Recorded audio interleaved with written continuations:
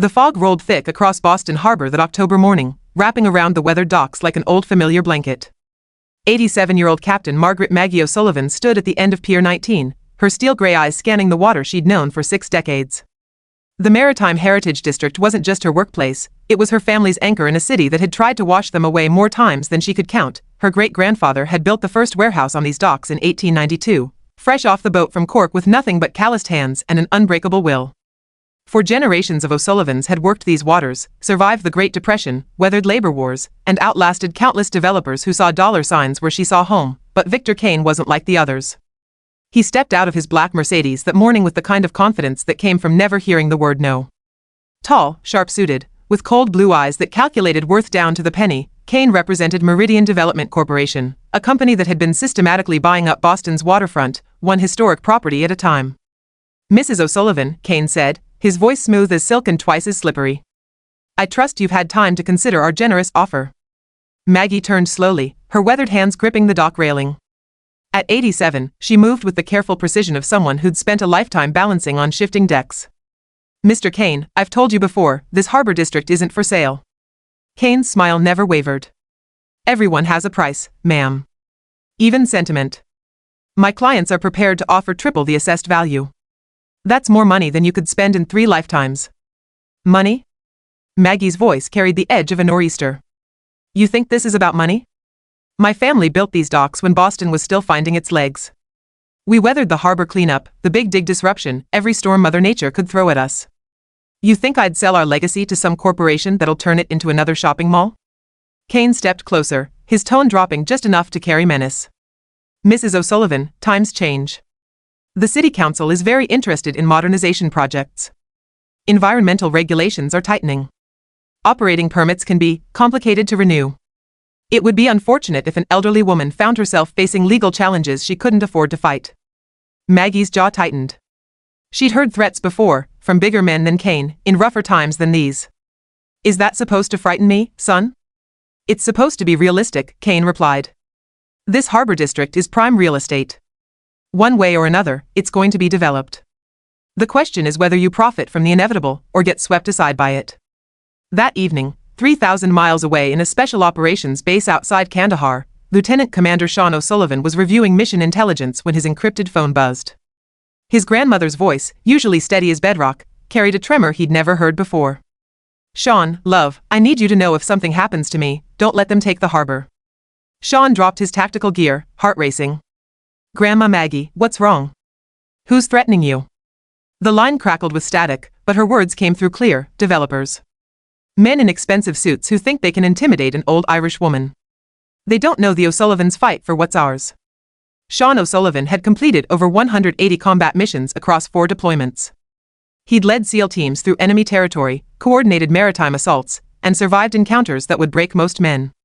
But hearing fear in his grandmother's voice ignited something deeper than military training. It awakened the fierce protection instinct that ran in O'Sullivan blood. "I'm coming home, Grandma." "Sean, you can't just leave. Watch me." 48 hours later, Sean stood on the same dock where his grandmother had faced down Victor Kane. The fog had lifted, revealing the full scope of O'Sullivan Maritime Holdings, a cluster of working wharves, restored warehouses, and the small maritime museum his grandmother had opened to share their family's history with school groups and tourists. Sean had traded his military fatigues for civilian clothes, but everything about his bearing screamed special forces. At 34, he carried himself with the controlled stillness of a man who'd learned to be lethal in 100 different ways. His dark hair was shorter than regulation, his green eyes constantly scanning for threats, and his hands, scarred from rope and rifle alike, never stopped moving. "You must be the grandson," came a voice from behind him. Sean turned to find Victor Kane approaching with 2 associates, men who looked less like corporate lawyers and more like enforcers. Kane's smile was sharper now, predatory. "Sean O'Sullivan," Sean said simply. "And you're the one who's been harassing my grandmother." "Harassing?" Kane laughed. "I'm offering her the deal of a lifetime. Maybe you can talk sense into her. A Navy SEAL should understand strategic thinking." "I understand plenty about strategy," Sean replied, his voice level. "Including how to identify hostile intent." Kane's associates shifted their stance, hands drifting toward their jackets. Sean noticed immediately the subtle movements, the positioning, the way they tried to flank him without being obvious about it. These weren't just developers. "Mr. Kane," Sean continued, I think you should explain exactly what kind of development you're planning. Because from where I stand, this looks more like organized intimidation than real estate negotiation. Kane's mask slipped for just a moment, revealing something colder underneath. You've been overseas too long, Commander. You don't understand how business works in the real world. Your grandmother is sitting on $40 million worth of waterfront property. She's one old woman standing in the way of progress. Progress? Sean stepped closer. Or money laundering. The words hung in the salt air like a challenge. Kane's men tensed, but their boss held up a hand. Careful, soldier boy. You're making accusations you can't prove. Yet, Sean said quietly. But I'm very good at finding proof. That night, Sean began his reconnaissance. Using skills honed in Afghanistan and Iraq, he started surveillance on Meridian Development Corporation. What he found made his blood run cold. Kane's company wasn't just buying waterfront property, they were systematically targeting family-owned businesses, using intimidation tactics that went far beyond legal pressure. Shell companies with untraceable ownership, cash transactions that defied normal business logic, and a pattern of suspicious activity that suggested something far more sinister than urban development. Working with his old teammate Tommy Ghost Rodriguez, a cybersecurity specialist who'd left the teams to work private contracts, Sean began digging deeper into Meridian's finances. Ghost accessed databases that revealed a web of offshore accounts, dummy corporations, and transactions that pointed to one unavoidable conclusion. Kane wasn't just developing real estate, he was using it to clean money for organized crime. Your grandmother's harbor district is perfect for their operation, Ghost explained over an encrypted video call. Deep water access, historical exemptions from certain regulations, and enough legitimate maritime traffic to hide irregular shipments. They need that specific location to complete their infrastructure. Sean stared at the financial documents spread across his grandmother's kitchen table. They killed people for less strategic positions overseas. Grandma Maggie isn't just standing in the way of a development deal, she's blocking a criminal enterprise. The next morning brought escalation. Sean was helping his grandmother inventory supplies in the warehouse when they heard vehicles approaching. Through the windows, they saw not just Kane's Mercedes, but 3 black SUVs and a Boston police cruiser. Kane stepped out with what appeared to be a court order, flanked by men who definitely weren't lawyers. The police officer, Sergeant Pat Callahan, whom Sean recognized from the neighborhood, looked uncomfortable but followed Kane toward the warehouse. Mrs. O'Sullivan, Kane called out, his voice carrying across the dock. I have an environmental inspection warrant. It seems there are concerns about potential hazardous material violations on your property. Maggie O'Sullivan had been expecting this. At 87, she'd seen enough dirty politics to recognize a setup. But having her Navy SEAL grandson standing beside her changed the equation entirely. Sergeant Callahan, she called out, I've known you since you were stealing apples from Murphy's cart. You going to let these carpetbaggers railroad an old woman? Callahan's face reddened. Maggie, I'm sorry. The warrant's legitimate. I have to let them inspect. Kane's men spread out with practiced efficiency, but Sean noticed they were searching for more than environmental violations. They were mapping the facility, photographing infrastructure, taking notes that had nothing to do with hazardous materials. Commander O'Sullivan, Kane said, approaching with false courtesy.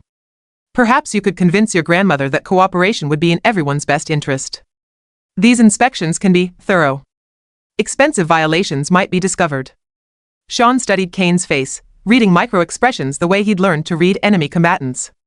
What kind of violations are you expecting to find, Mr. Kane? The kind that shut down operations, Kane replied smoothly. Permanently. That evening, Sean made a decision that would have gotten him court-martialed in the military. He broke into Meridian Development Corporation's Boston offices.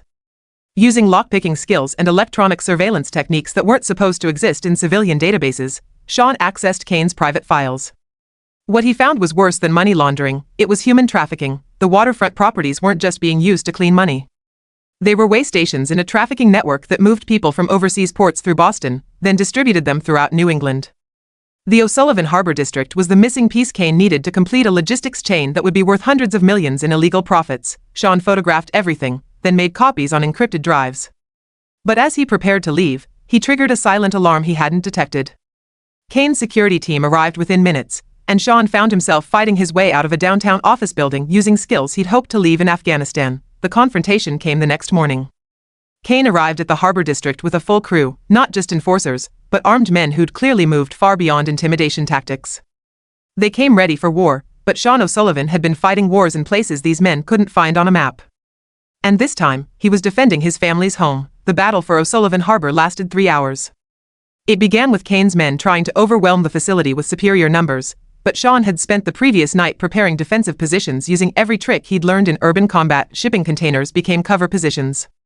Dock cranes turned into sniper nests. The maze of warehouses and piers that Maggie had known since childhood became a tactical advantage in the hands of someone who understood asymmetric warfare. Tommy Rodriguez arrived with 2 other former SEALs who'd heard Sean's call for backup. What had started as corporate intimidation became a full-scale assault on American soil, and Kane's men found themselves outmatched by operators who'd fought in Fallujah and Helmand Province. When the shooting stopped, Kane lay zip-tied on the dock while federal agents, summoned by Sean's evidence package, processed a crime scene that would make headlines for months. But the real revelation came when Sean confronted Sergeant Callahan, whose uncomfortable expression had been bothering him since the inspection warrant incident. "How long have you been taking Kane's money, Pat?" Sean asked quietly. Callahan's shoulders sagged. "Sean, you don't understand. These people, they don't just threaten you. They threaten your family. My daughter's in college, my wife has medical bills, they threatened my grandmother." Sean cut him off. "An 87-year-old woman who never hurt anyone in her life." "I never thought it would go this far," Callahan whispered.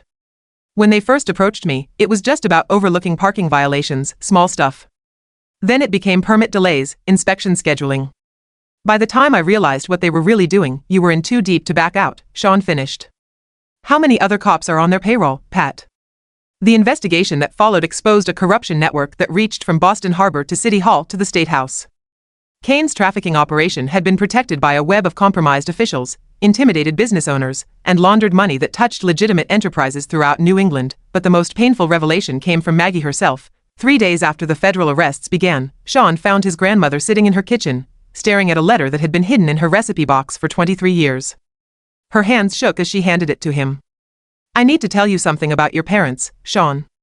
The letter was from his father, dated 2 months before the car accident that had killed both his parents when Sean was 11 years old.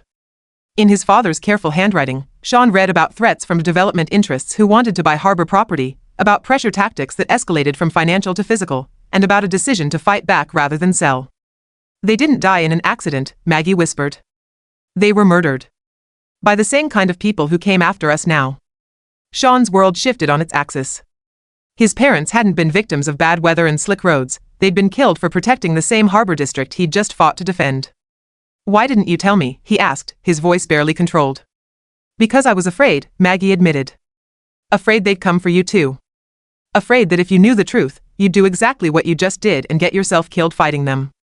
Sean looked out the kitchen window at the harbor where 4 generations of O'Sullivans had worked, lived, and died. "So you carried this alone for 23 years.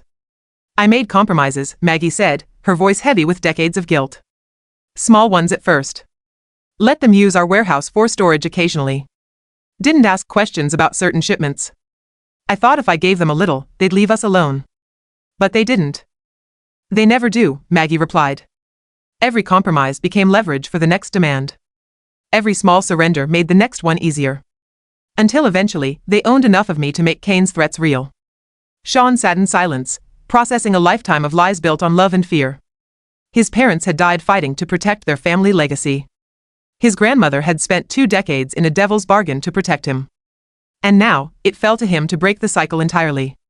"No more compromises," he said finally. "No more secrets. From now on, we fight this together, in the open, with the law on our side." Maggie nodded, tears finally falling after 23 years of holding them back. Together. The federal investigation that grew from Sean's evidence ultimately dismantled a trafficking network that spanned from Boston to Miami to the Caribbean. Kane and his associates faced charges that would keep them in federal prison for decades. The corrupted officials lost their jobs, their pensions, and their freedom, but more importantly, the O'Sullivan Harbor District became a model for community-controlled maritime heritage preservation. Federal grants funded restoration projects that honored both the working waterfront and the families who'd built it. The harbor that had been targeted for exploitation became a symbol of successful resistance to organized crime. 6 months later, Sean stood on the same dock where his grandmother had first faced down Victor Kane. The fog was rolling in again, but this time it brought peace instead of uncertainty. Behind him, the sound of school children touring the Maritime Museum mixed with the calls of working fishermen bringing in the day's catch. "You staying this time?" Maggie asked, joining him at the pier's end. Sean nodded. "Someone needs to keep an eye on this place. Make sure the next Victor Kane gets the message before he gets started." "And your Navy career?"